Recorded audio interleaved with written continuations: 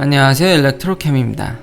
오늘은 테슬라의 하이니켈 배터리에 대해서, 그러니까 NCA 구조에서 니켈 함량을 더 올린 배터리에 대해서 이야기를 하려고 하는데요. 조금 더 어제 이야기에서 업데이트를 하자면, 제가 드디어 이제 차가 완료돼서 모델 Y를 픽업하러 갔습니다. 테슬라에서 이제 우버로 크레딧을 제공해 주더라고요. 원래는 제공을 안 해준다고 들었는데, 그래서 이제 우버를 타고 차를 픽업하러 갔는데, 그 우버 차량이 링컨 내비게이터였습니다. 그 운전자 할아버지와 굉장히 즐겁게 이야기하면서 차를 픽업하러 갔고요. 이런저런 좋은 이야기를 많이 나눠주셨습니다. 정말 미국의 풀사이즈 고급 SUV의 크기는 정말 어마어마했습니다. 이런 시국에도 꽤 거리를 둘 수 있어서 나름의 소셜 디스턴싱을 했다고 봐야 될까요? 정말 편하게 차를 픽업하러 갔습니다. 이런 풀사이즈 SUV가 전기차로 나오면 어떨까라는 생각도 하게 되었습니다. 이 도착해서도 뭐 딱히 특별한 과정이 없습니다. 서류 사인조차 없었고요. 앱으로 차가 레디됐다고 했고, 들어갔는데도 차 밖에 있으니까 그냥 픽업해 가면 된다고 얘기해서 저 많은 차들 중 이제 제 차를 찾으러 갔습니다. 가기 전에 미국의 서비스 센터 실내는 뭐 이렇습니다. 딱히 뭐 그렇게 특별한 것은 없습니다. 여러 가지 테슬라 제품들이 이제 홍보용으로 이제 솔라셀까지 파워팩도요, 이렇게 전시되어 있었습니다. 다행이라고 해야 될까요? 이 오른쪽에 그때 보여드렸던 큰 구멍의 단차는 이제 잘 깔끔하게 마무리가 됐습니다. 여기 왼쪽 헤드램프와도 이제 큰 차이가 나지 않게 균일하게 됐고요.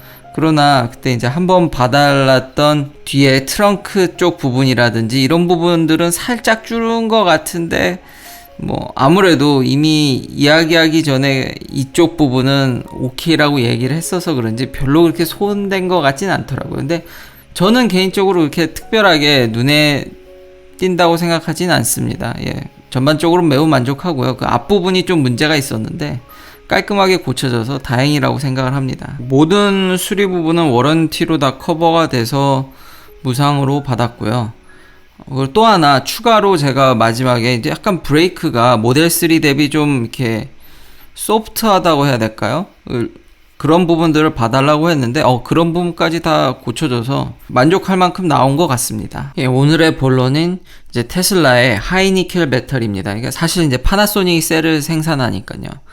LG화학의 NMC811이라든지 최근에는 CATL의 LFP가 이제 셀2팩 기술로 굉장히 저렴하고 안전성까지 이제 갖춰서 마치 이제 테슬라를 끌어들이는 듯 했다가 따끈따끈하게 파나소닉이 현재 배터리에서 무려 20%나 에너지 덴시티를 올린 배터리를 발표를 했고요. 처음에는 이걸 발표했을 때 앞으로 다음 테슬라 모델에 쓰일지 안 쓰일지에 대해서는 확답을 피했는데, 지금 바로 나온 뉴스로는 일단 기가팩토리 1에 있는 무려 13개의 라인을 전부 업데이트할 예정이라고 합니다. 기존의 테슬라 모델들, 특히 이제 모델 S도 지금 400마일을 넘었는데, 이런 정도라면 가뿐히 이제 500마일에 육박하는 그런 레인지를 이제 가질 것 같은데요. 그래서 오늘 이렇게 논문을 한 편 가져왔습니다. 삼성이 전고체 배터리를 퍼블리시했던 바로 그 저널입니다. 네이처 에너지라고 굉장히 하일리 임팩트 저널인데요. 여기서 올해 1월에 이제 퍼블리시된 페이퍼인데, 이런 니켈의 함량이 올라가는 추세에 대해서 이제 총망라해서 리뷰를 한 페이퍼입니다. 보시면 재미난 게 내연기관 차들과 기존의 지금 전기차, 여기 보면 모델 S는 약 한 600km가 좀 안 되는 데이터죠. 이게 아무래도 올해 1월에 출판됐지만 데이터는 그 전 걸 썼을 테니까요.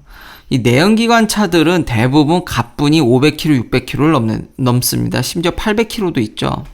그리고 가격도 저렴합니다. 이게 지금 미화 달러로 표시된 건데, 전기차는 아무래도 싸면 쌀수록 주행거리가 좀 짧죠. 그러니까 여전히 이 표가 얘기하고 싶은 거는 주행거리가 내연기관 대비해서 아직은 좀 상대가 되지 않는다라는 걸 좀 이야기하고 있는데요. 그래서 이제 하이니켈에 대한 배터리가 굉장히 필요성이 됐다. 현실적 대안으로 니켈의 함량을 올린 배터리들이 필요한 이유에 대해서 설명을 하고 있습니다. 근데 굳이 제 생각은 물론 아직까지는 내연기관차 대비해서 좀 떨어지는 면이 있지만 주행거리를 꼭 내연기관차를 따라잡을 필요가 있나. 이렇게 집에 승합을 해서 뭔가 충전 환경들이 좋아진다면은 언제 어디서든지 좀 쉽게 충전할 수 있다라면은 지금보다 조금 더 긴 주행거리라면은 충분하다고 보여집니다. 이제 이 논문의 핵심 피겨라고 할 수 있는데요. 이 부분이 참 재밌는데 여기선 좀 할 말이 참 많습니다. 당연히 전에도 말씀드렸듯이 니켈이 결국 배터리의 그 에너지 덴시티를 올리는데 핵심입니다. 근데 문제는 그러면 아예 코발트를 없애고, 지금 안 그래도 코발트가 비싸니까요. 그러니까 코발트 프리를 해서 니켈로만 만들면 어떠냐. 그래서 제가 그때 설명드렸던 NM 배터리도 있고, 지금 LG화학도 또 NMCA도 이제 준비하고 있고요. 코발트 함량을 매우 극도로 낮춰서. 근데 문제는 코발트 함량이 줄어들면 줄어들수록 안전성이 떨어집니다. 니켈을 많이 넣어서 용량은 늘릴 수 있을지언정 코발트가 없으면은 안정성이 떨어지고, 아예 코발트 프리한 애들의 지금 에너지 덴시티는 여기에 있죠. 굉장히 비교해보면 현저히 낮죠. 지금 파나소닉이 올 9월부터 양산하겠다는 건 여기입니다, 벌써. 이제 울트라 하이니켈도 있습니다. 거의 코발트 함량을 극도로 줄이는 거죠. 논문에서 참 배울 점들이 많은 게, 배터리는 셀을 다 이렇게 브렉다운 해보면 결국은 재료가 다라는 거죠. 뭐 무게 대비하면 하우징도 꽤 중요하지만 결국은 머티리얼이 배터리에서 차지하는 비중이 굉장히 크다는 점. 에너지 덴시티에 기여하는 바도 역시 머티리얼이 제일 크다라는 점. 최근에 일론 머스크가 니켈에 대한 이제 수급을 걱정했었죠. 그래서 댓글을 보니까 기존 업체들과 장기 계약을 맺어서 이제 테슬라가 얻기 힘들다라는 의견도 주셨는데, 그것은 조금, 왜냐면, 이 리튬이나 코발트를 보십시오. 이거 이거 배터리거든요. 2025년에 마켓이 어떻게 될 거냐 보면, 사실상 리튬과 코발트는 그냥 배터리가 다 이끌어간다고 해도 무방합니다. 근데 여기 니켈을 보면, 상당량이 결국 스틸이 주도하는 시장이죠. 물론, 배터리를 그레이드를 이제 필요로 하는 니켈은 또 다른 이야기일 수도 있습니다. 리튬 하이드록사이드가 있고 리튬 카보네이트이 있듯이 니켈도 좀 더 하이 그레이드가 이제 배터리에 좀 더 유리한 측면이 없지 않아 있지만, 매장량이 워낙 많고 이런 스틸 쪽에서 얻는 니켈로도 충분히 배터리를 대응할 수 있기 때문에, 벌써 물론 그렇다고 해서 이렇게 니켈이 얻는 게 상대적으로 좀 더 쉽다는 거지 아주 쉽다는 얘기는 아닙니다. 그래서 이제 일론 머스크는 초장기 계약을 이제 미끼로 던졌죠. 내가 누구보다도 더 길게, 역시 가격을 더 비싸게 주겠다는 얘기는 절대 안 합니다. 하지만 초장기 계약을 안겨주겠다 하니까 벌써 이 캐나다에 있는 광산들이 벌써 대응하기 시작했습니다. 그러니까 워낙 니켈이 많으니까 이거는 충분히 얻을 수 있을 거라고 생각은 됩니다. 단기적으로 수급이 좀 떨어질 수 있을지언정 장기적으로는 큰 문제가 될 것 같진 않습니다. 그리고 요 다음 피겨에 보면은 아까 LG화학이 NCMA를 준비한다듯이 이게 트렌드가 조금 이제 다른 물질들도 같이 도핑하기 시작할 거라는 거죠. 요게 이제 다음 이제 미래 전망인데, 이 코발트의 퍼센테이지를 더 극도로 낮추기 위해서 니켈 망간, NMC 같은 경우는 니켈 망간으로 가는 게 아니라 니켈 망간에다가 알루미늄을 살짝 섞는다든지, 아니면 마그네슘, 타이타늄 이런 특수한 물질들을 섞으면은 더 특별히 튜닝이 가능하다고 합니다.